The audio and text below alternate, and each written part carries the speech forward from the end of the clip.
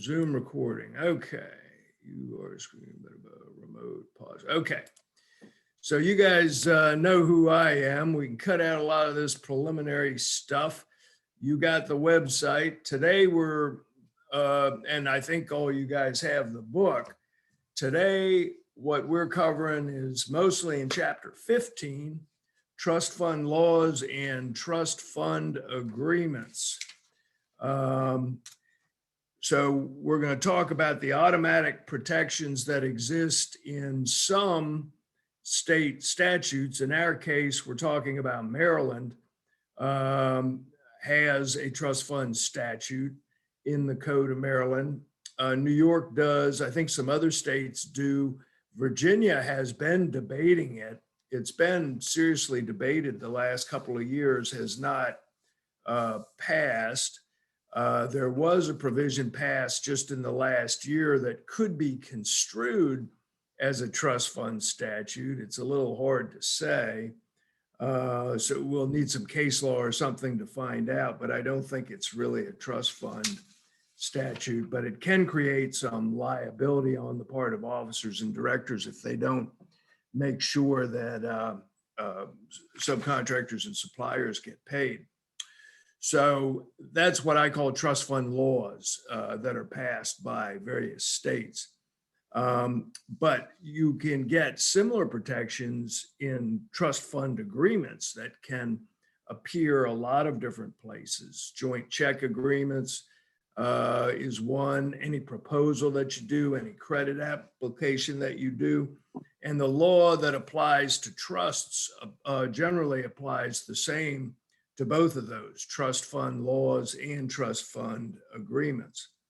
So it is an opportunity to obtain priority over the money that your debtor is holding, which is often the whole ball game. That's what we're always trying to do. That's what I'm always trying to help you do.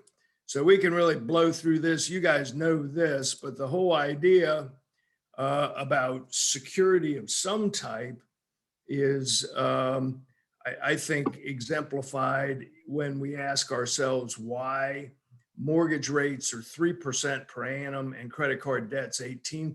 They're both selling the same product. How come this one, the credit card guy, charges 6 times as much? The answer is the mortgage lender has secured debt, which means they have less risk of a complete loss, and that's big. A insolvency can cause mortgage lenders or secured lenders to lose some money, but their chances of losing everything are much lower. But a credit card guy stands a very good chance of losing everything, and that increases their costs of doing business. So there's various ways to get security. One, well, all of you have contracts, which are unsecured promise to pay.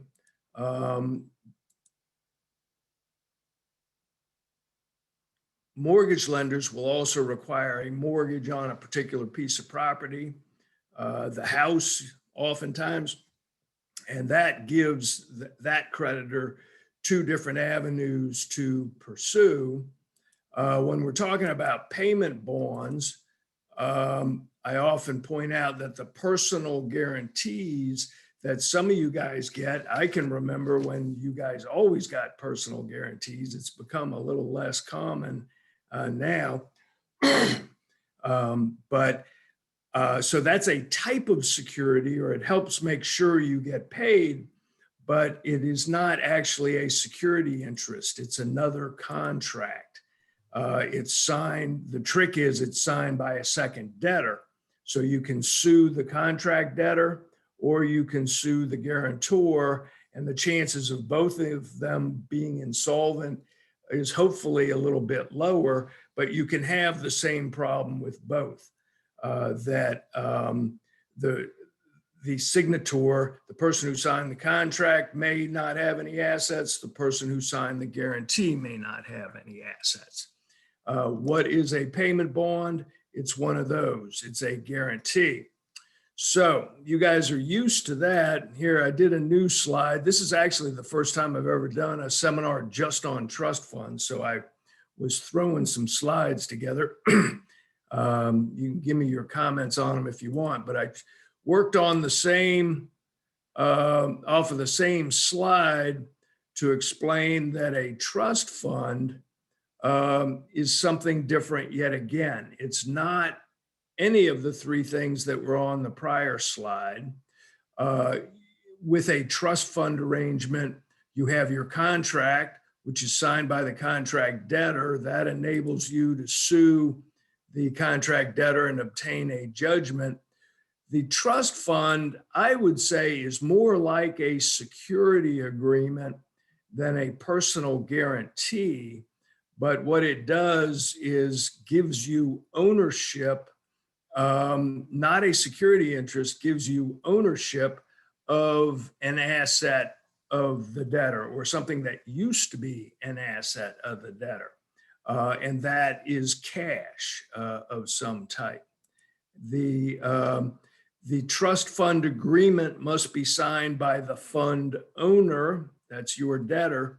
It doesn't have to be signed by the trustee, but it typically is, or it's better. You would rather have the trustee sign it, so the trustee is agreeing how they're going to administer that fund for your benefit.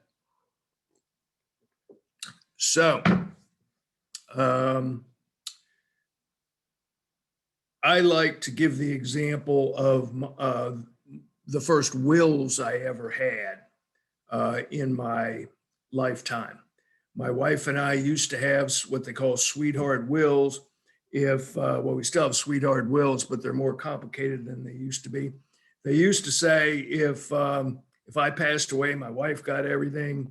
If my wife passed away, I got everything. If we both passed away, everything we owned would go into trust for the health, welfare, and benefit of our two children. So I like to spin the tale that my wife and I both go down in a plane wreck. And so everything we own goes into a trust for the benefit of our kids.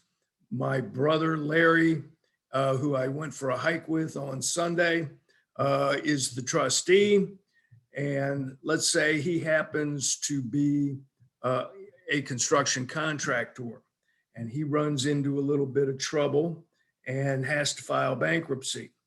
Well, a number of his creditors are very aware of the fact that he has this bank account with a lot of money in it, and he uses part of that money to pay his mortgage every month. He uses part of that money to take my kids on vacation every year, uses the money for groceries. So some of my brother's creditors try to attach or garnish the bank account, the trust account. Is that going to work? Are they going to succeed in doing that? And almost everybody in the audience usually recognizes that no, they're not going to be able to. And if I ask why, they usually say something like, well, it's not his money. And that's a perfectly accurate statement. The true owners of that fund, the owners are the beneficiaries, namely my children, the beneficiaries of the trust. My brother is the trustee, and the trustee owns mere legal title. My children own equitable title. So when you're talking about trusts, one of the things you're talking about is a bifurcation of ownership or a split of ownership between mere legal title and beneficial ownership. The beneficiaries are the real owners. The trustee holds mere legal title. What does that mean? What impact does that cause? That's what we're going to be talking about this morning. Let's just talk for a minute about the significance of trust funds.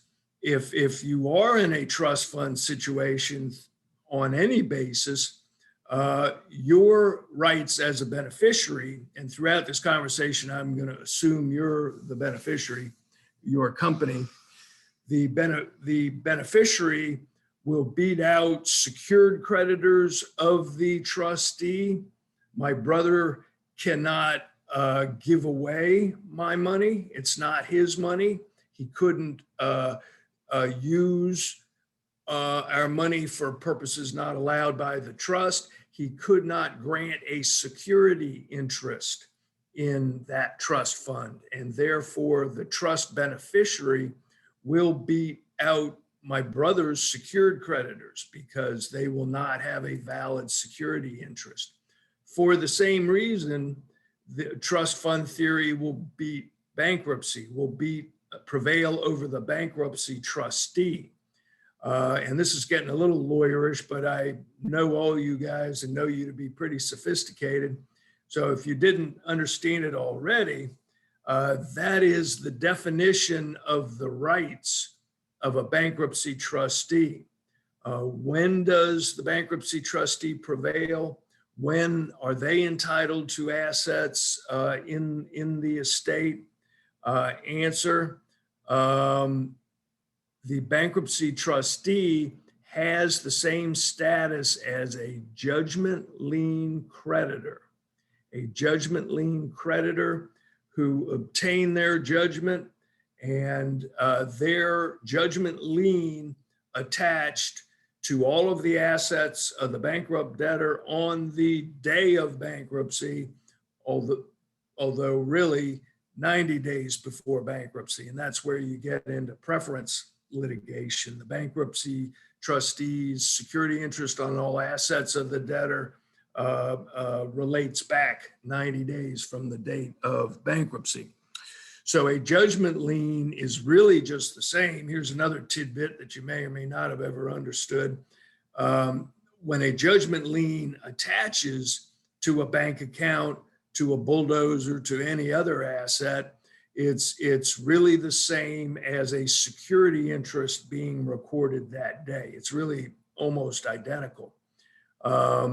So the bankruptcy trustee will win over a secured creditor if the security interest was signed in the 90 days prior to bankruptcy, because the bankruptcy trustee's security interest predated it. It was recorded sooner. But in a trust fund, a beneficiary will prevail over the bankruptcy trustee for the same reason you prevail over secured creditors, to close the loop on that concept, because the trustee had mere legal title. They did not have beneficial title. They do not have the ability to convey good title. They do not have the ability to grant a security interest in the trust fund. For all of those reasons, trust fund theory is a terrific preference defense, which I think we really just covered, and we don't need to go into it much more. But whenever we do a preference defense case, which we often do, the first thing we'll look at, particularly if it's in Maryland and it was a construction project, did the Maryland Trust Fund Statute apply? If it applied, then the debtor was not paying us with debtor's funds. We did not receive debtor assets in the 90 days prior to bankruptcy. It was our money. We were always the beneficial owners of those funds. The trustee did not have a security interest in those. The bankruptcy trustee did not have security in those funds because the debtor did not have the ability to grant such a security interest. Another big feature of trust funds, particularly when we get to trust fund agreements, is it doesn't add any additional risk or cost to the owner or the GC. It doesn't, a trust fund is very low cost. It doesn't create any additional risk. So it's a fairly easy sell to an owner or a general contractor. They are not at risk of having to pay twice In other words, there is a defense of payment under a trust fund theory. If an owner or a GC lets go of money without any knowledge of the trust and without any knowledge that you have not been paid and without any agreement with you to make sure you get paid, you cannot make them pay again, even if the trust fund statute applies. And the words that are used there was that the trust was broken when the trust fund went out of the trust.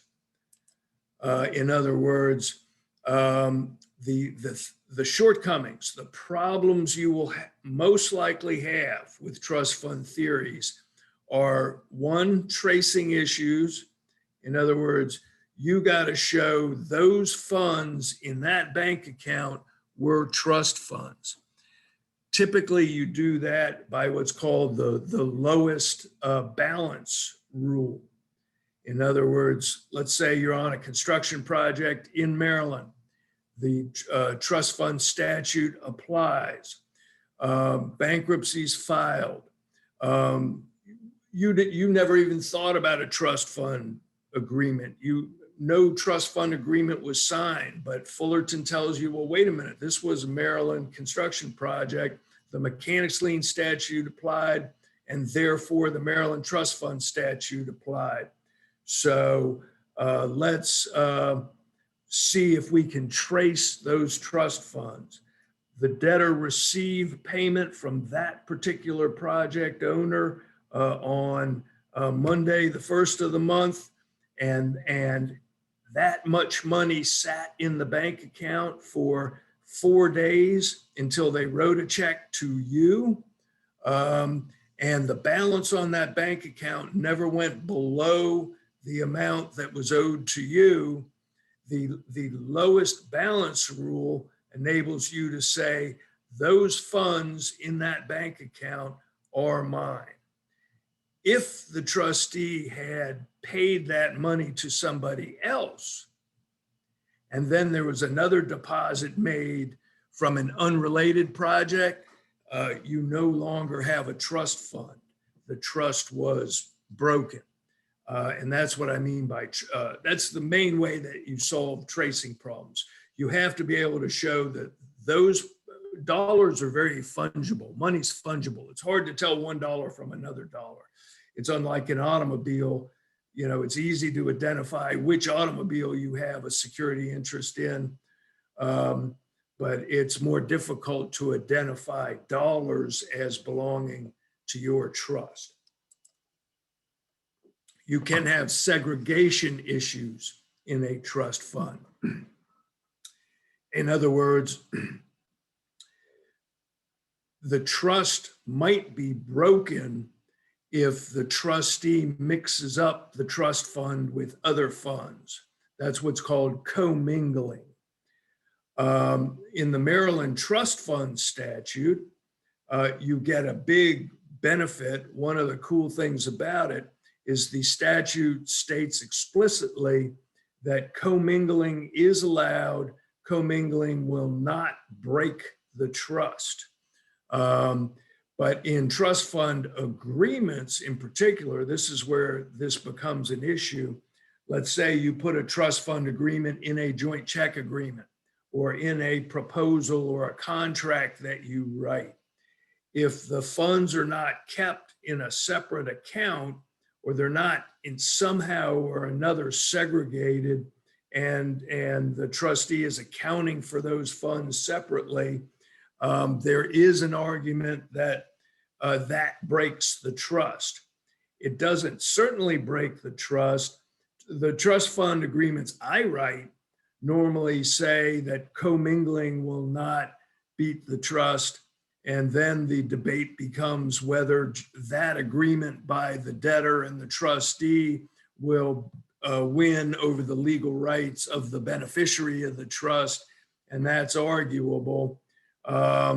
So in voluntary trust fund agreements, segregation of the funds can be an issue. This is why escrow arrangements, which I've done for some of you guys, escrow arrangements with a trust are much more powerful because the funds are segregated. They're unassailable. It's a much stronger trust. All right. Another feature of trust funds, as I think we mentioned a few moments ago, there is a defense of payment. This can be a limit on your ability to collect. The trustee, if they've already spent the money somewhere else, if they've already paid, particularly if they've already paid another trustee, another beneficiary, then you cannot make them pay again. The beneficiary cannot make the trustee pay a second time. All right, so let's talk about the Maryland Trust Fund Statute, and these slides are new.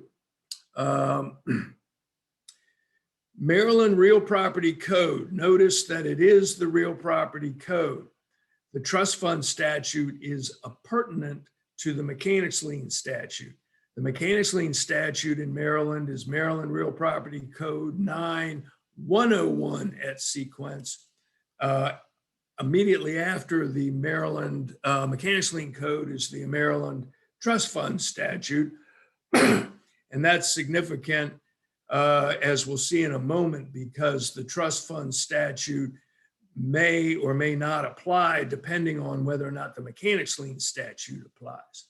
So, monies held in trust. Let's just look at these words a little bit. Again, since you guys are more sophisticated than the average bear, you've probably read statutes before. Any monies paid under a contract by an owner to a contractor for work done or materials furnished for or about a building. Keywords. This only applies if it was work done or materials furnished for or about a building, shall be held in trust as trustee for those subs who did work or furnished materials or both for the purposes of paying the subcontractors. So that one sentence, albeit a long one with a lot of commas, is what creates the trust relationship in Maryland on certain projects, on certain contracts. The contracts have to be for or about a building. How does it work? In a typical construction project, you have what I call the contract tiers. A supplier, that's you, supplies materials to a subcontractor. The subcontractor supplies labor and materials to the GC, who then collects multiple subcontract labor and materials and provides them to the owner and gives the owner a finished project, building. Or it might be a building. That's going to be the question. What happens after that? Hopefully the money flows back the other way. The owner pays the GC. Under the Maryland Trust Fund Statute and New York and other trust fund statutes of which I'm aware, when the owner pays the GC acts as trustee and is holding those funds as trustee for the benefit of subcontractors and suppliers, at least in the next tier. When the GC pays the sub is holding those funds in trust for the benefit of their subcontractors and suppliers on the project. Now, there's no case law on this, but I am of the opinion the way the statute is written, it does not go any further than that. The second tier sub or supplier, and it doesn't matter whether they're a sub or supplier, is the beneficiary of the trust created when the sub is paid. But if this sub is not a trustee, in my opinion, I would litigate the case. I would argue the case for you, and I wouldn't be shocked if you won. But if I was the judge, there's no trust once this second tier sub pays their sub-subs. This becomes particularly relevant in DBE litigation because you guys can often end up a supplier to a supplier or third tier subcontractor on a project.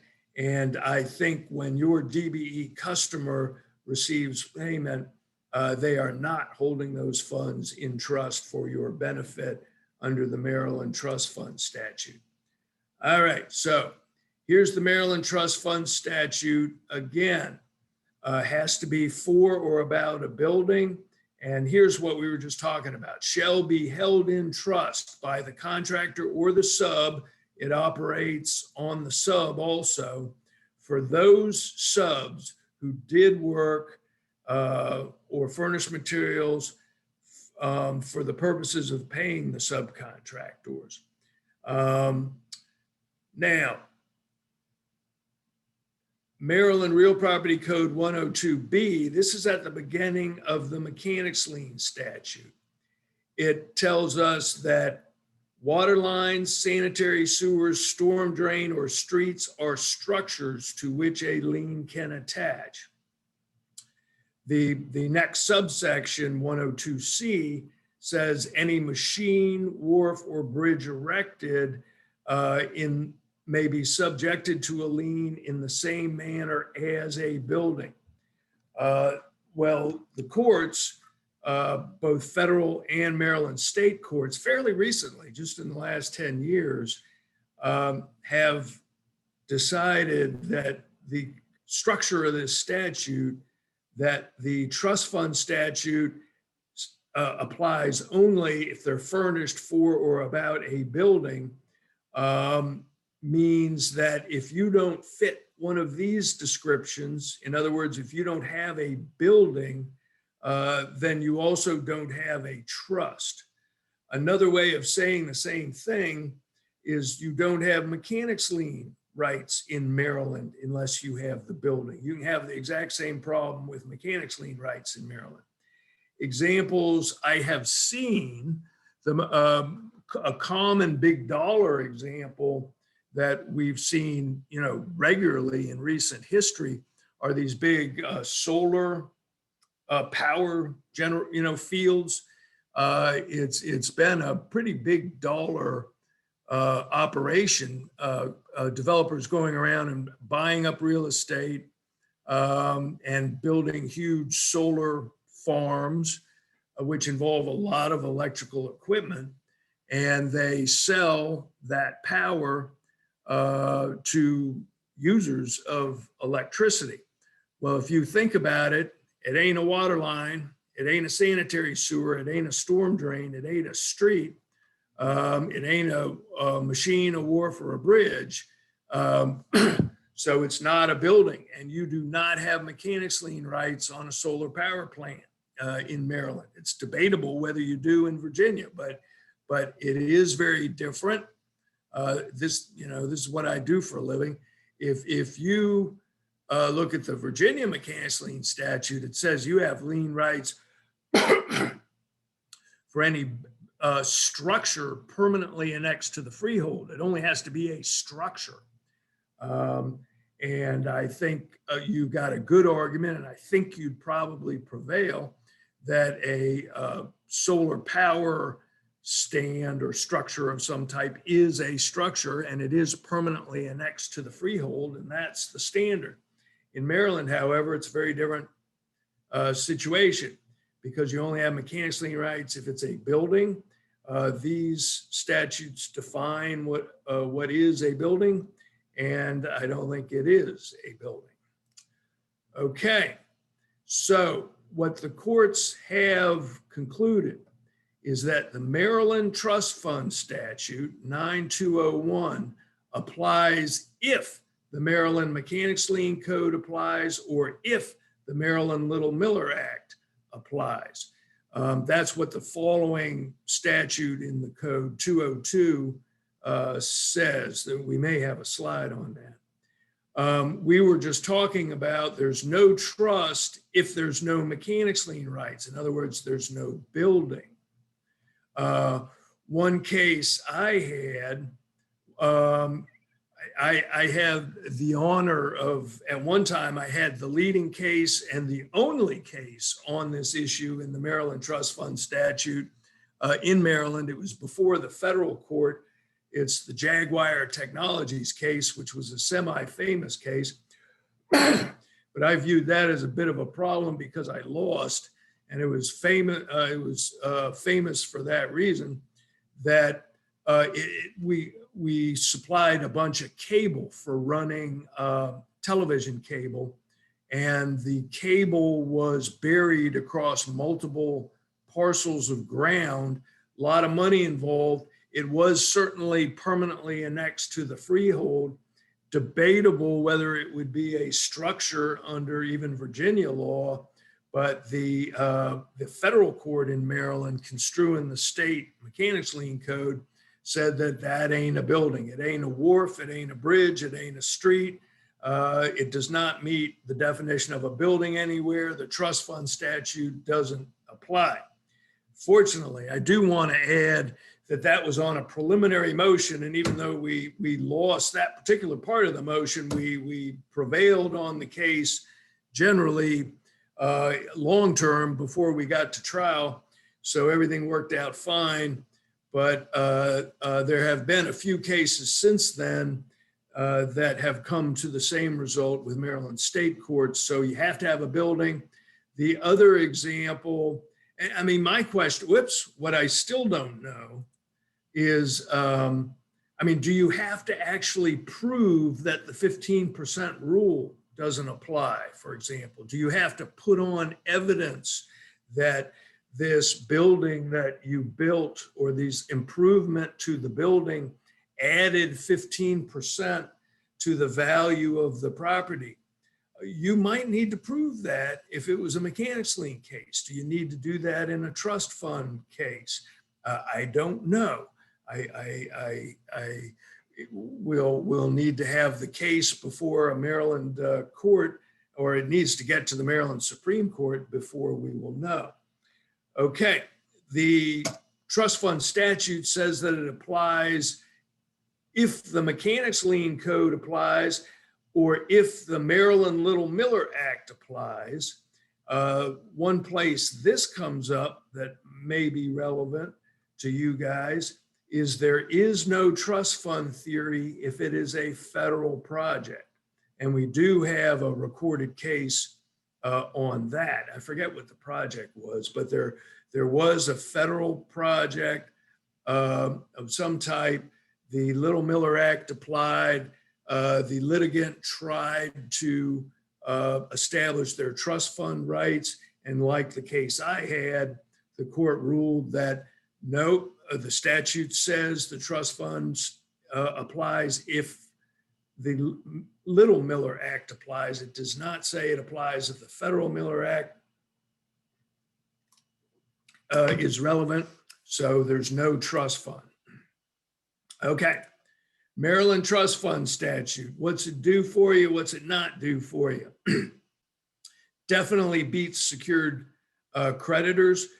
You are the owner of that fund. The trustee did not have the power to grant a security interest to their bank, is where it's going to come up.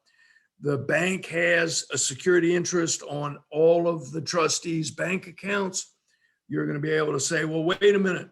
I know there's a sheet of paper recorded that says security agreement, but the trustee had no power to grant a security interest in my money. And so therefore there's no valid security interest. It will beat bankruptcy for the same reason as we discussed. It's a terrific preference defense. And that's particularly true because the Maryland, one thing really cool about the Maryland Trust Fund Statute is it's passive. You don't have to do anything to preserve your rights. It may be that you never even considered it. You never even thought about it. But 2 years, literally 2 years after you supplied the material, when your debtor files bankruptcy and sends you a letter saying, you remember that check I gave you 2 years ago Well, that was 90 days prior to my bankruptcy, or 89 days prior to my bankruptcy. And so it was a preference, send the money back. And of course, it isn't really the debtor sending you that letter, it's the bankruptcy trustee who's just trying to generate legal business for himself. But that's a different matter. And so even though you never thought about it, even though you didn't do anything to create this trust, I'm going to be able to look at that and say, wait a minute, the Maryland Trust Fund Statute applied, and therefore it was not a preference. They were giving you your own money, Jimmy. It was not debtor assets. You can have tracing issues. So in the case I was just describing, a bankruptcy preference defense case, for example, I would have to show that the debtor received those funds from the project owner or the GC, and the balance on that bank account never went below the dollar amount owed to you up until the day they wrote the check to you. The trust was never broken. That's enough that you have proven that those dollars there were trust funds. You have you adequately traced the money. My question, what I have wondered, and if you ever wonder what lawyers do in their spare time, we sit around, we drink beer, and we debate whether, what if there were multiple suppliers. There's often multiple suppliers. And they were all supplying product to the same project. And the debtor received $100,000 from the owner, but the debtor owed $300,000 to various suppliers. How could that 100 grand cover the 80 grand owed to Gray Bar and the 150 grand owed to Womack Electric? Because those two things total. Well, I've never had that problem, knock on wood. I mean, it's a conceptual problem. I wouldn't be surprised if it's an issue someday. I've never seen it argued. And because in any individual case, we're only talking about Gray Bar's money. And if Gray Bar's only owed 80 grand and the 100 grand sat in that bank account the whole time, I've never had, knock on wood, a trustee think of arguing, well, wait a minute, Womack was on that project too. They were owed money. The same 100 grand couldn't be trust fund for both of them. That may be an issue someday. Under the Maryland Trust Fund Statute, there's no question you can have a defense of payment once the debtor has paid the money, or the trustee has paid the money, it breaks the trust. There is one exception, or not an exception, but because that's an accurate statement, but there's another way that you may be able to go that we can discuss in a minute, and that's personal liability of the trustee. One very important thing about the Maryland Trust Fund Statute is you do not have segregation issues. Unlike trust fund agreements, the statute is explicit that it doesn't matter. The debtor, the trustee can commingle funds. It does not break the trust. And just in the example we were just talking about, where the funds go into one bank account of the debtor and they're paying multiple creditors out of that, that is exactly what I mean by a commingling situation. And the statute explicitly says commingling does not defeat the trust. All right.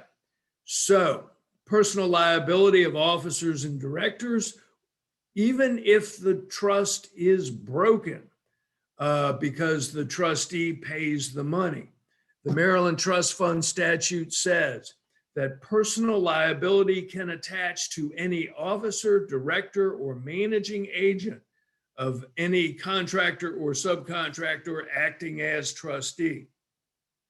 So in other words, after the debtor paid Gray Bar their 80 grand, Jimmy might be able to sue the officers and directors of the debtor saying, but wait a minute, they were holding those funds in trust for Womack Electric.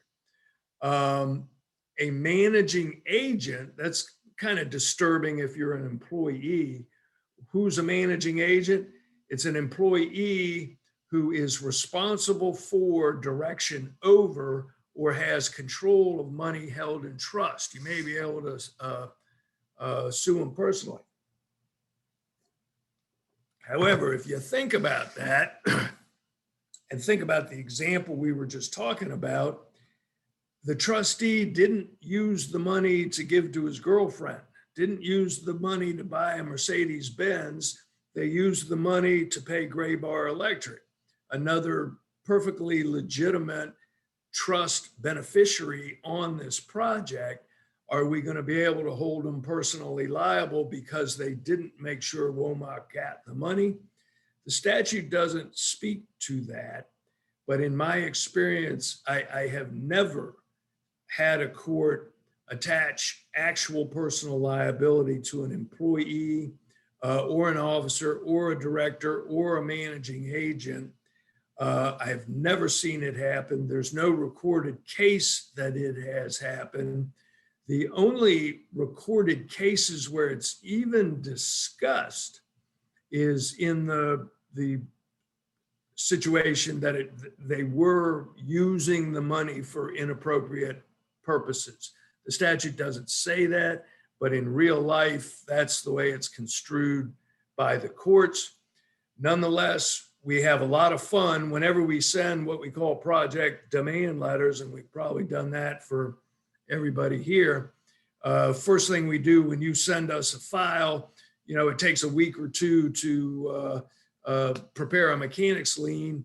So the day, and we got to check title, figure out the legal description of the property and all that kind of stuff. But a day or within 48 hours after you send us the file, we'll send out a project demand letter, which is of no legal effect, but it's a lot of fun. And it's a letter that goes certified to all of the officers and directors in the debtor corporation. And we say, well, we're working on a mechanics lien we're going to file.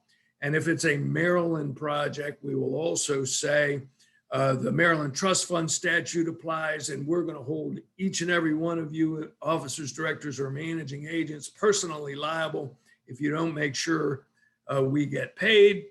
And we've discussed the limits on that theory, but there's no question those sorts of demands have resulted in some payments to some clients. And so that's a good thing. All right, let's talk about involuntary trustees. This is the first time ever discussed in a seminar. A little bit, because this is the first seminar we've ever done just about trust funds. And we're doing pretty good on time now. Talk about involuntary trustees. Well, I think the best way to explain that, it's another theory that you may have. It's another theory that may get you paid. This is a little bit of a review, but as we discussed a few moments ago, a thief cannot convey good title to property because he has no good legal title. That's just a basic legal concept, a common law concept. If some bum out on the street steals your car and takes your car down the street and sells it to somebody, it doesn't matter if they sign the certificate of title. It doesn't matter if they write up their own certificate of title. It doesn't matter if the buyer has no idea that the car was stolen. It's still your car. And if you can prove the foregoing facts that that you did business with a thief, buyer, you did business with a thief, the thief was unable to convey good title, it is still my car, give it back to me, you will win that case. Similarly, it's really saying the same thing to say a trustee cannot convey good title to property because he has no good title. What about a third party not aware of the trust? I think you should still prevail. But that's kind of like the personal liability argument. If they're really an innocent party, I think a court might be a little bit reluctant to give you a judgment against an innocent third party to pay the funds back. But I think you got a good argument, and I think you should win legally based on the common law. Now, I've never seen that case, but this is a warm-up to explaining security interests, because security interests are the exact same way. A trustee, as we just discussed, cannot convey good title. That's really the same thing as saying the trustee could not grant a security interest. Nobody can grant a security interest in any type of property unless they are the owner. They don't have good title to the property. They cannot grant title. They cannot grant a security interest. Therefore, and this does come up in cases on a regular basis, the trust beneficiary will prevail over a bank's security interest. This comes up all the time. If when your debtor files bankruptcy, it's important to be aware of that bankruptcy very early, and this is one of the reasons why. In the first days of a bankruptcy, the debtor and the trustee and the debtor's bank are all going to be in the bankruptcy court, and the debtor's going to be saying, well, I got payroll this Friday, Judge, and I need to make payroll. And if I don't make payroll, it's going to put me out of business. And that works against how Chapter 11 is supposed to work. The whole idea of a Chapter 11 bankruptcy is we're going to preserve businesses, we're going to preserve jobs. And if I can't make payroll, my business will fail by definition. So I need to use that bank account to make payroll. Well, the bank's saying, well, wait a minute. I have a blanket security interest on that bank account, and I have the right to possess that money. The debtor is in default. The bankruptcy was a default. The debtor's not making loan payments to us, and the security agreement says we're allowed to take possession of that bank account in the event of a default or in the event of bankruptcy. And this is a debate that goes on in almost every Chapter 11 bankruptcy in the first couple of days. And the arrangement that's usually made by the court is they'll say, okay, I understand there's a security interest. Okay, I understand you need to make payroll. Here's what we're going to do. I'm going to let you use the bank account to make payroll, but I'm to compensate the bank. I'm going to give them a super priority interest over all of the assets of the debtor, wherever they may be found. I'm giving them an enhanced security interest over even what the security agreement said that the debtor agreed to. And that is why, this is a little bit of a digression, but that super priority security interest is the reason why, not the only reason, but one of the main reasons why you never get a payout as an unsecured general creditor in a bankruptcy, because whatever funds are otherwise left over, the bank who were deprived of their security interest has a super priority security interest in those funds, and they're going to get them.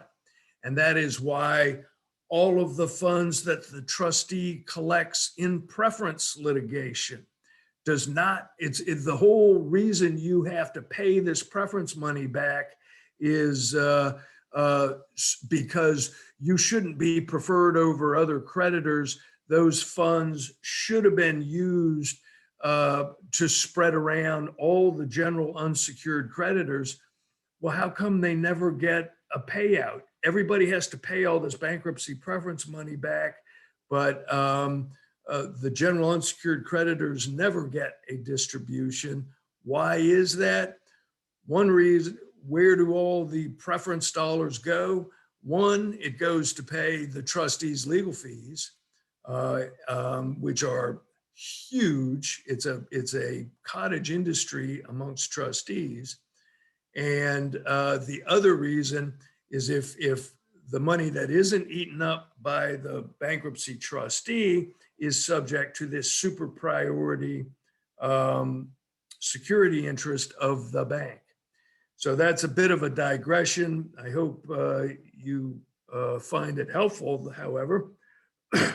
My point is, for the trust fund, getting back to that, the bank and the trustee and the debtor are arguing over whether or not this money can be used for payroll in the first couple days of the bankruptcy. The trust fund statute gives you the ability to step in and say, wait a minute, I understand this debate. The debtor's saying they need the money to make payroll. The bank's saying they have a security interest in the money, but hold on. A trustee cannot convey a security interest in those funds. It's my money. The trustee has mere legal title. I am the beneficial owner of that $100,000 sitting in that bank account. It's my money they're debating about. You will prevail on that argument the same as you would prevail on bankruptcy preference defense if the same facts, were apparent 2 years later. So this is a place that the trust fund is extremely powerful and can bring you a lot of money, and you'll beat what are considered the normal odds. The trust beneficiary will prevail over the bankruptcy trustee, is what we're saying, which is just another way of saying the trust beneficiary will prevail over the security interest. This is the same standard. The trustee is the same as a judgment lien creditor. Okay, that's the end of the Maryland Trust Fund Statute. I guess we could even take a short break. That was pretty good timing. That took an hour exactly. Any of you guys can unmute if you got a question right now. You can also feel free to roam off and take a break if you want. I haven't had a single question yet in a remote seminar. This is the fourth one I've done, which is kind of surprising because the live seminars, questions, people are interrupting me constantly, and I don't know why it's so different with these remote seminars, but it is. Jimmy, you're unmuted. You got a question, dude? Not related to this, but I know that we're looking at doing some revisions to our credit application, now that we're part of Crescent Electric Supply. Yeah. And we're looking to go to one credit application versus us have our Stoneway and Crescent has theirs and everything. One of the things that in ours, in the personal guarantee section, talks about successors and assigns. Uh-huh. I know what that means, but the way I understand it is successors and assigns would be if the company were to get sold to another company, or if they were to acquire another company and be able to assign their terms and conditions as far as the credit application. Is that, you would want that both in your terms and in your personal guarantee if you have both? Wow. I mean, that was a long story, and I kept waiting to try to figure out what the question was. Tell me if I have the question right. Well, first I got to back up on the facts. Your credit applications talks about successors and assigns. Do you mean it and it's a personal guarantee? So you mean what it's saying is this guarantee, we agreed to guarantee this account to any of the successors or assigns of the creditor?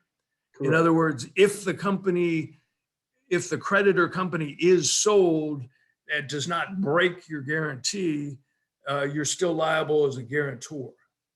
Is that what that means? The successors? Well, I'm sorry, Jimmy. I tell people all the time, the 85% of the time when somebody asks me a question, the answer almost all the time is, I don't know, I'd have to read your contract to know. Okay.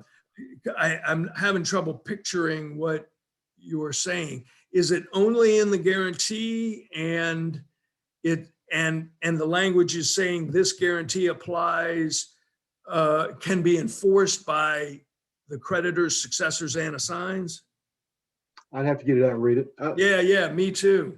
And I'll probably get with Nan because she's the one that wrote it and incorporated that. So she's the one. It was her vision to put it in there. So I'll probably just ask her about it. Who's Nam? Nan Hannah in Raleigh with yeah. She's the one who actually did it. So okay, well, feel free to send it to me too. Since I couldn't answer your question, I'll be happy to look at it and tell you what I think. I'm not sure if it really plays into the trust fund discussion. That was the other thing I was having a little trouble understanding. But as I have been saying, trust fund agreements, that's actually the whole idea of involuntary trustees is very much the same question. Successors and assigns could be subject to a trust agreement. And a trust, if you give the money to somebody else, it would not defeat the trust beneficiary. If you grant a security interest in the money, it would not defeat the trust beneficiary.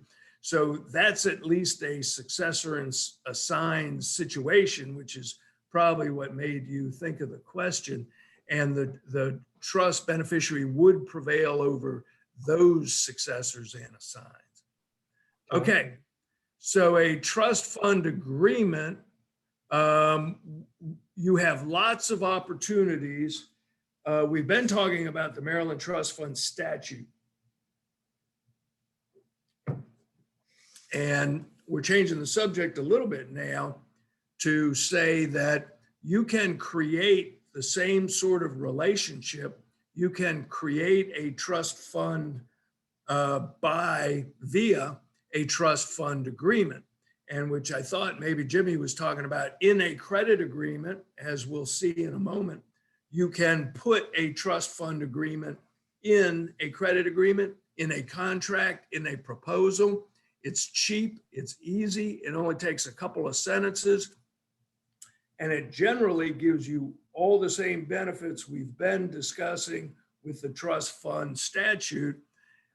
There have been voluntary contractual trust fund agreements for more than 1,000 years.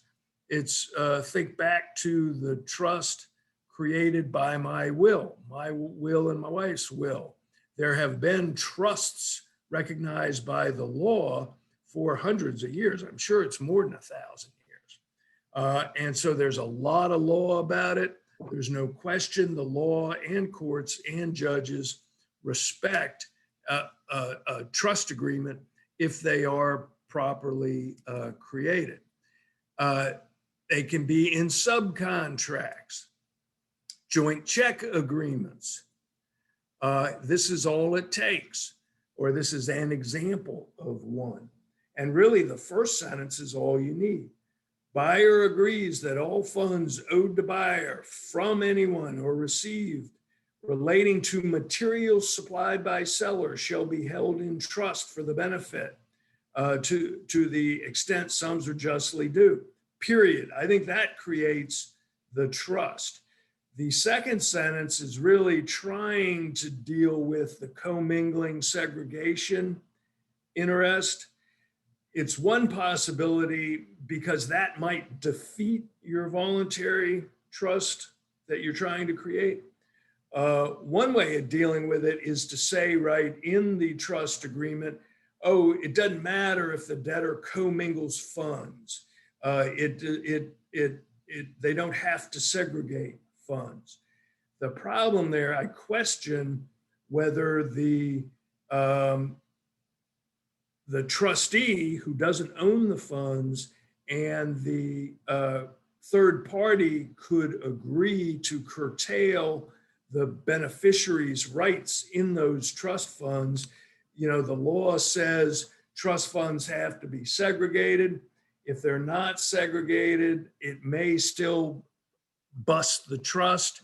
I see courts going both ways on that. So in my voluntary trust fund agreement, I go the other direction, and I say that the trustee is agreeing to segregate funds and make no use. Then at least that enables you to say, if the funds are commingled, which you almost certainly know they will be, it enables us to say, well, he wasn't supposed to do that.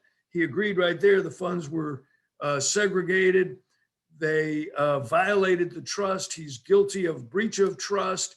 And that action does not operate to bust my trust, because they had no power to convey those trust funds. That's my theory, and I'm sticking to it. But this segregation, commingling issue is one of the biggest issues you have in voluntary trust fund agreements. All right, here's an example. This is my preferred joint check agreement. What you would probably call a trust, what you would probably call a joint check agreement, creates this trust language here in red. It's the same sentence we were just looking at. It's not called a joint check agreement. That is because judges don't like joint check agreements. They don't know what it means. They don't like enforcing it, because you as a creditor are normally trying to force an innocent owner or an innocent GC to pay twice for the same materials because the owner failed to comply with the joint check agreement. Joint check agreements are tough because no two joint check agreements are written the same. They're often vague. It's hard to know what they say, what they mean. There's very limited case law interpreting them. And so it's really hard to predict where a judge is going to end up with a joint check agreement. I think this makes it a little bit better, because judges are familiar with trusts. They've been used for more than 1,000 years. There's plenty of law about trusts. So you can get into debates about whether this language is sufficient to create a trust. You can get into debates whether commingling broke the trust, but judges are more likely to recognize this as a real trust agreement. You can put a trust agreement in a credit agreement. This is my Appendix 1. I think all you guys understand the appendices at the end of the book I wrote, Construction Law Survival Seminar. Appendix 1 is what I think is the perfect credit agreement for you, perfect for you, not for the debtor. And you look at this paragraph 5, the sentence we were just looking at. Customer agrees that all funds owed by everyone, to the extent those funds result from the materials I supplied, shall be held in trust for my benefit. That's the trust fund statement. I have no question that creates a valid trust. Your only issues are going to be segregation, commingling, tracing of funds, as we've discussed. I'm not going to give you a guarantee, and I'm not going to subject my malpractice policy to saying every court's going to recognize it, but I am of the opinion that that's all you need to create a trust. A labor and materials proposal, same deal.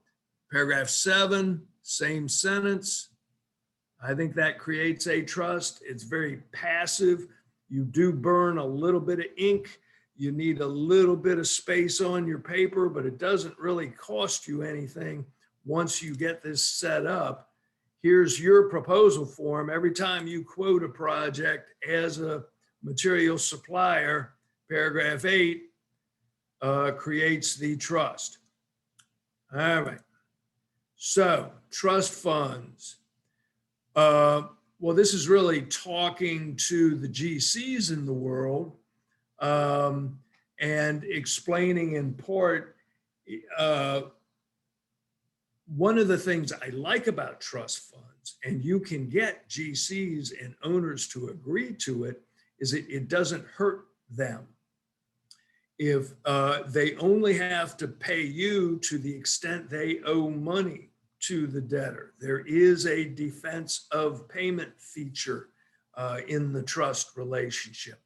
As a matter of fact, as you guys probably know, we represent a lot of general contractors. It's a big part of our practice, probably close to half, although we're probably more than half suppliers. But anyway, we represent a lot of GCs. When I'm representing a GC, I put a trust fund agreement in my subcontracts. In my subcontract, I say, you subcontractor, every time I give you money, you're holding those funds in trust for the benefit of the suppliers who have supplied on this project. The reason I do that, one reason, is it does provide some protection from payment bond liability. If my client, the GC, issued a payment bond on that project, they might be liable to you guys. Even if we've paid our subcontractor, you may still have a payment bond claim on my bond. There's no defense of payment under a bond usually, and therefore I might have to pay you again for the electrical materials, even though I've already paid your customer in full.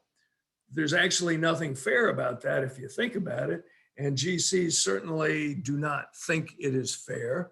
The trust fund agreement in the subcontract can help because it enables the GC and the supplier to say, wait a minute, bankruptcy judge, that 100 grand that's in that bank account was destined for Gray Bar Electric. Gray Bar was the beneficiary. The subcontractor agreed to hold those funds in trust. And actually, I never thought about it, but it'd be interesting. You could easily end up in a situation that there was a trust fund agreement in the subcontract, and there was a trust fund agreement in the supplier's credit application or in their quote.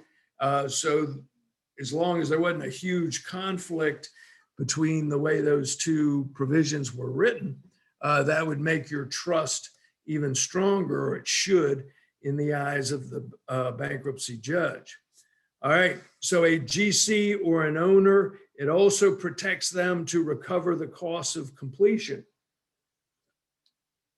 In other words, the way I draft that trust fund agreement in the subcontract, I say, shall be held in trust for the benefit of owner or GC for the payment of suppliers and subcontractors on the project, and for the payment of any costs of completion owner incurs as a result of subcontractor's breach. In other words, so the owner takes suppliers out of the equation.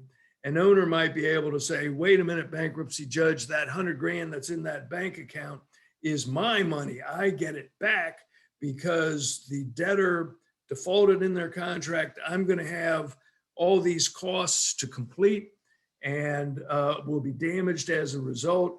And they were holding those funds in trust until they completed the project. They did not complete it. The GC will be able to beat the sub-secured creditors for all the same reasons we've been talking about, that you can beat the sub-secured creditors, and will beat bankruptcy. Hold on, let me take a note here. Let's see.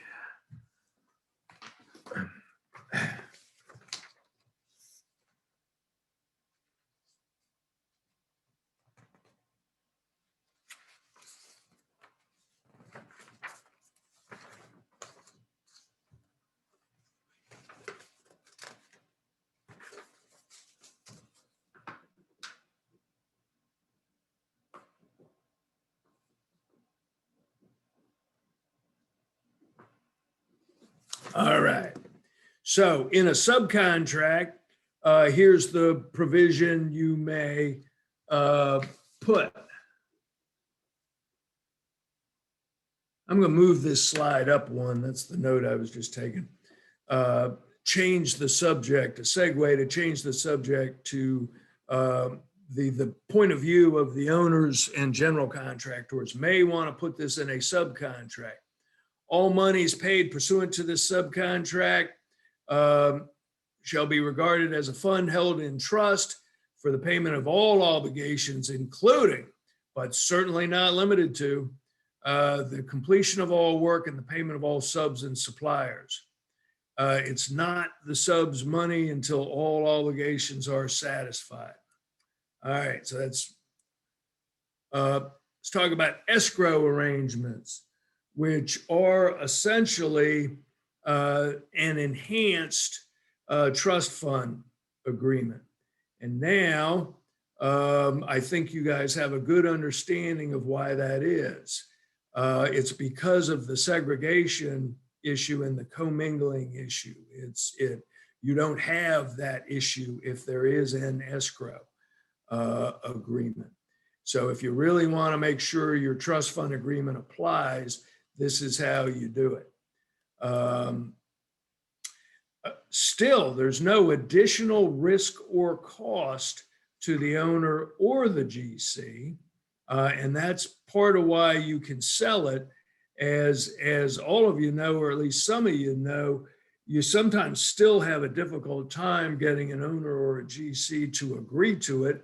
And it's just because, particularly public owners, because they're just not used to it. They don't understand it. In the case of private owners, that's what it is. They just don't understand it, and they don't want to incur legal fees sending it to their attorney to see if it's okay, although that's a possibility you can consider having them do. And you may even consider funding that, agreeing to pay their lawyer to review it, because it doesn't cost a penny to the owner. It doesn't give them any more risk. That's one of the things I really like about trust agreements. Who can a trust agreement hurt? The only one it can hurt is the debtor, the trustee, the debtor who it was supposed to do something different with the money anyway. The debtor who agreed to pay you. Or another way of putting the same thing is even the debtor, even the trustee wants you to win. The trustee, your debtor doesn't want that money to go to the bank. They want it to go to the suppliers they've been doing business with for 20 years. And it makes a trust agreement easier to sell upstream and downstream for that reason. All right, the escrow arrangement will similarly absolutely give you priority over judgment creditors. That's really just the same thing as saying it's an enhanced trust fund agreement. It beats segregation and commingling issues. There's no question it gives you priority over other judgment creditors, or it gives you a very strong status in bankruptcy. Any judge is going to look at that and say, well, there's no question that's a trust. The fund's over in this separate bank account. Or the other thing you can do, we often operate as a trustee and hold the funds in our trust account, our law firm trust account. And of course, bankruptcy judges are all lawyers, and they understand trust accounts, and they understand the whole idea of trust accounts is that somebody else's money. It's not the creditor's money. It's not the debtor's money. That there's no question that's a trust fund. And it's going to give you a very good status in bankruptcy. Will beat other security interest holders. You do still have a defense of payment. If the owner doesn't owe the debtor any money, there is no trust fund. And that's even because of back charges, even because of costs of completion. if the owner has the right legitimately to deduct funds from what they owe the debtor, they're also legally able to deduct funds from the trust fund. That's why you're okay with this, owner. That's why you're okay with this, GC. This trust fund isn't going to hurt you. The only one it's going to hurt is the bankruptcy trustee and the bank who has a security interest, and we don't care about them. There are transaction costs. That is one of the only downsides to an escrow arrangement. You got to pay somebody like me, for example, to draft up the trust agreement. You got to pay me to handle disbursement of money, receipt of money, and disbursement of money in and out of my trust account. But, you know, a lot of y'all's contracts involve hundreds of thousands of dollars, and it's worth the money. And you may well be willing to just pay the money. So the owner doesn't pay anything, the debtor doesn't pay, the DBE debtor doesn't pay anything, and you're paying all those costs because it's a small percentage of the dollar amount you're talking about. Here's how you do it. This is the typical wording, and this is not in the book. I can email it to one of you guys if you want. This escrow and trust agreement made this day between you, the DBE, or the debtor, but it's often a disadvantaged business enterprise, the GC, that's the most common setup, and my firm as the escrow agent or trustee means the same thing. All payments made by GC pursuant to, well, first you define the contract. I've just pulled out a few paragraphs just so we'd only have to have one slide, but the recitals talk about whereas there's going to be this construction project, and whereas DBE has a subcontract, and whereas vendor is going to be supplying materials. Now, therefore, trust fund, all payments made by GC pursuant to the contract or subcontract shall be deposited in a separate account that escrow agent can select. They receive and hold those funds in trust. The only trick is you need to, or one of the few tricks, is that the escrow arrangement has to lay out the percentage ownership of the trust funds going in. Me as a trustee, I don't like deciding exactly how much to write the checks for. So even if I have a trust agreement that says 3% and 97%, I'm still gonna send the DBE and the client an email when I receive funds saying, okay, you guys both need to tell me exactly how this is supposed to be dispersed. And the agreement says I can only make disbursement if there's complete agreement. If there's any kind of dispute, which actually I've never had happen, knock on wood, but if there's any kind of dispute, I just continue to hold the money, and I have the ability to seek the aid of the court to resolve that dispute.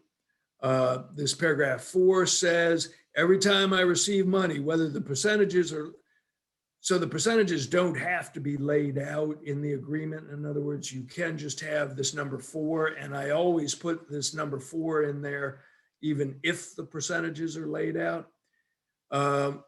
When a payment is made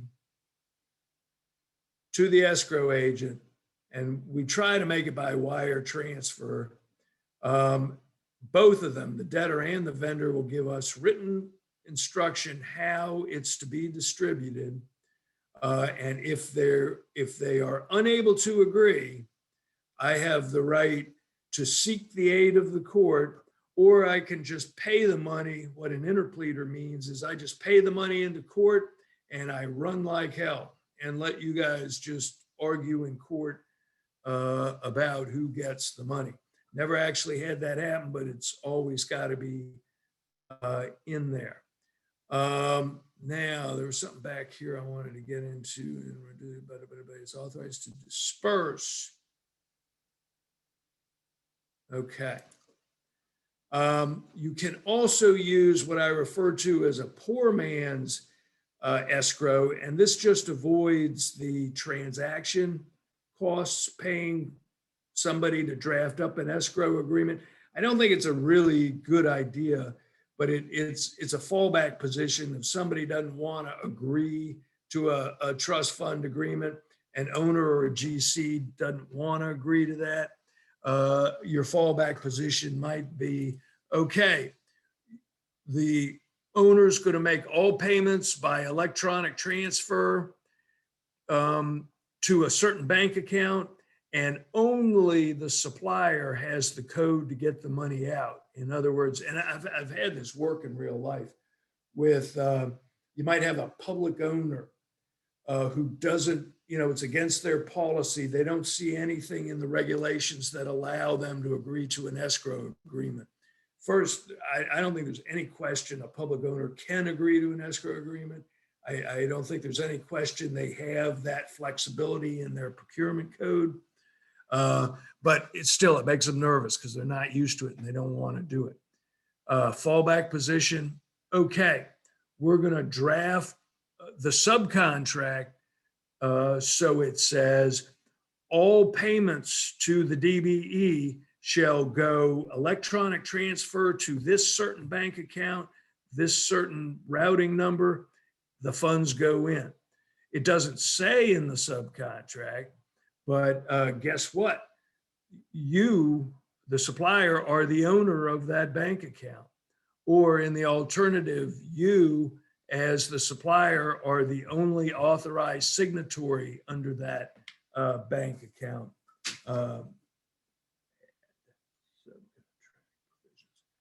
And you're the only one that has the code to get the money out. The problem with that is a poor man's escrow. It is an option. It's something to think about. The only problem is, what if they change bank accounts? What if the debtor goes to the owner and says, wait a minute, how about just issuing the check this month to a different bank account? You are at risk that the GC or the owner will follow that instruction. The money never goes into the correct bank account. I think you need to worry about that. The owner would be in breach of contract, but you're not you're not a beneficiary of the subcontract. You cannot enforce the subcontract. The debtor is the only one that could, and they're the ones that told the GC to put the funds to follow a different path. So that's how it's going to be broken. Can a DBE use the poor man's escrow? Probably. I'm not aware of any case law on that, but that's another possible issue. Okay, so that is our discussion. 90 minutes, write that down. I'll remember that for next time. I felt like we had plenty of time with 90 minutes. Okay, all you guys unmute. You got another opportunity to ask questions, but we are done with all the fun. You can also feel free to email me any questions you got. What you got, Rod Morgan? Oh, I don't have much of anything at all, but you told me to unmute. I figured you were going to ask me.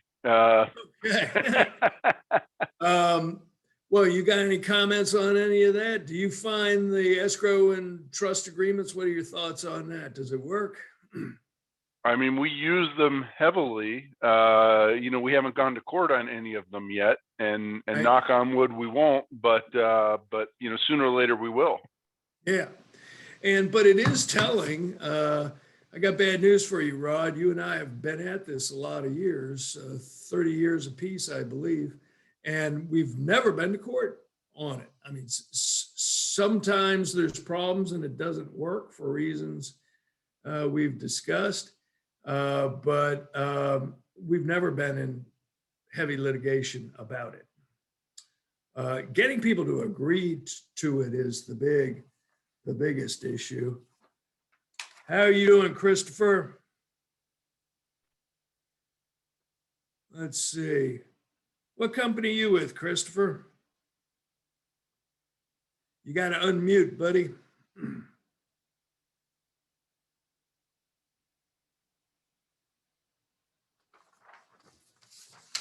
All right. We got any questions out of anybody?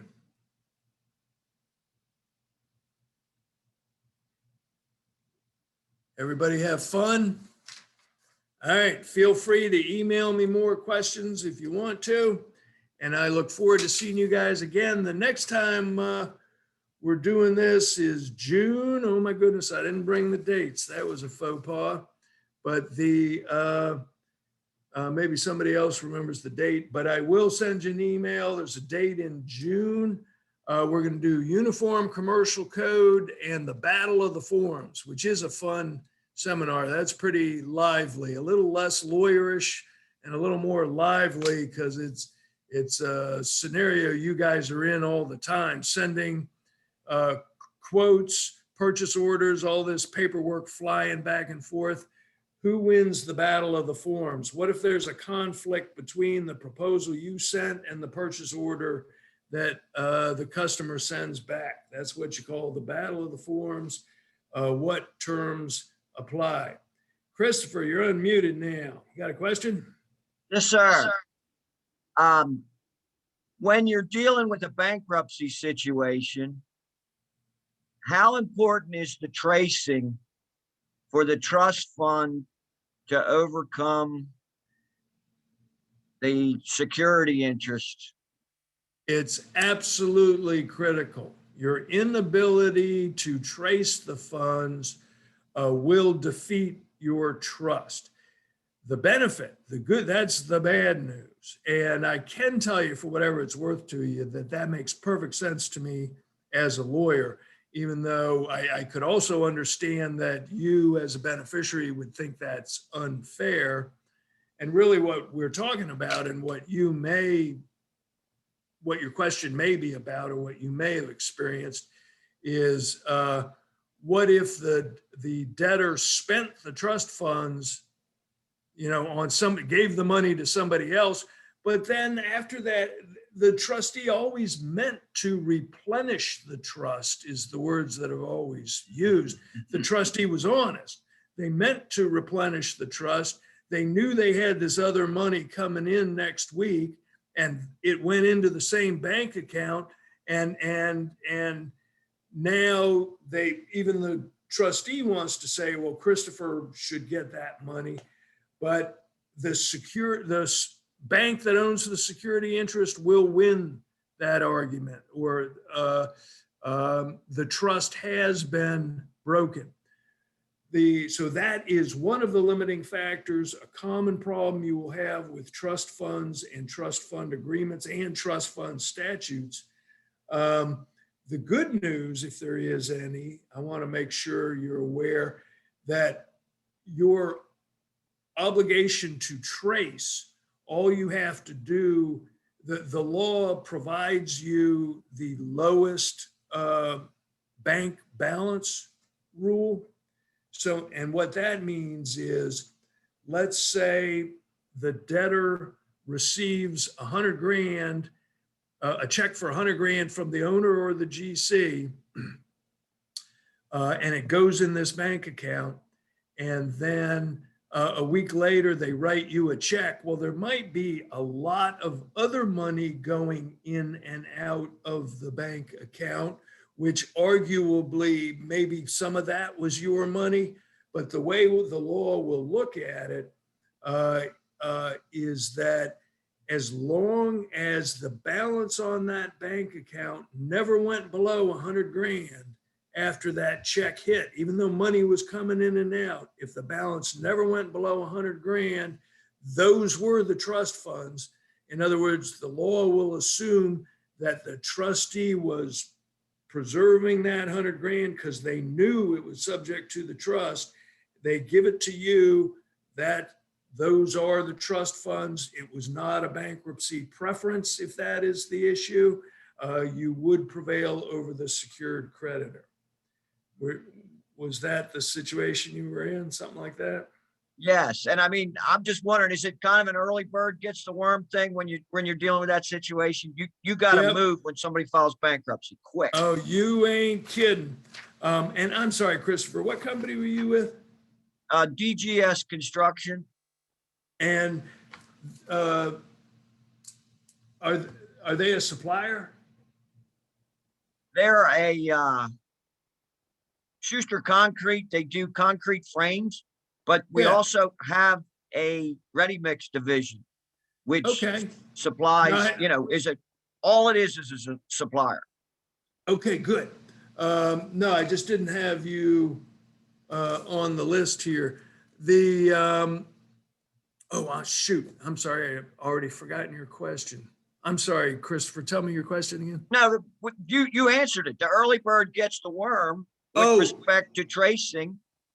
I thought long ago that was the way it was, and then some appellate opinion changed it. But I'm glad to hear that a perfected security interest in a trust fund, there's still a battle if you can trace it. Oh, yeah. Well, I'd be interested if you could think of what appellate opinion that was, if you could even remembered what state it was or anything about the name or whatever. I might like to find that.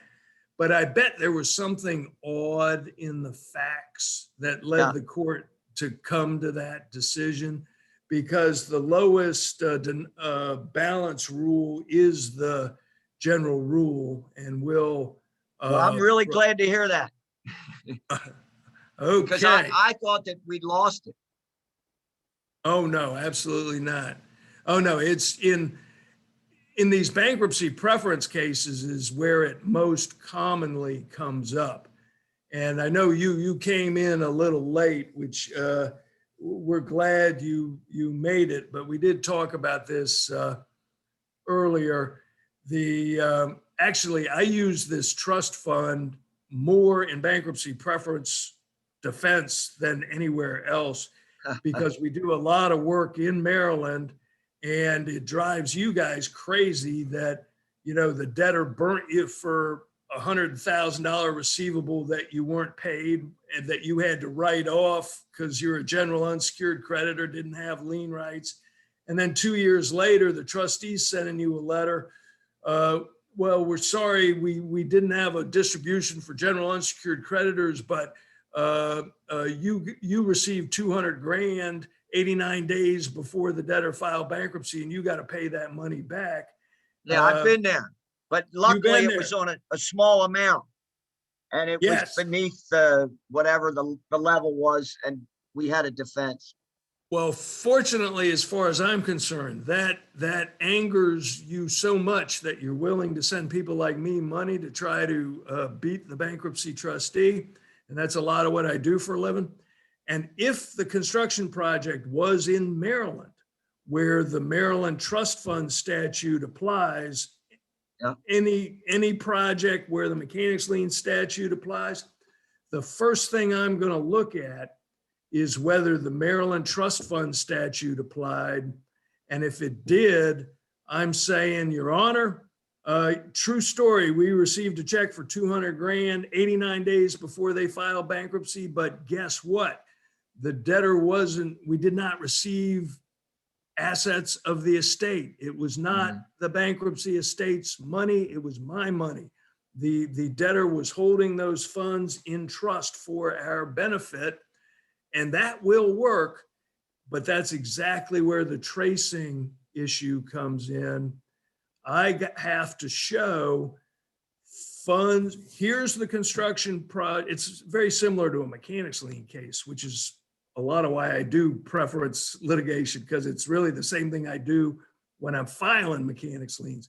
I gotta show my materials went to this project right here, and that owner on that project paid the $100,000 to the debtor, and then the bank balance in that account never went below $100,000 up until the time they wrote me a check. Gold.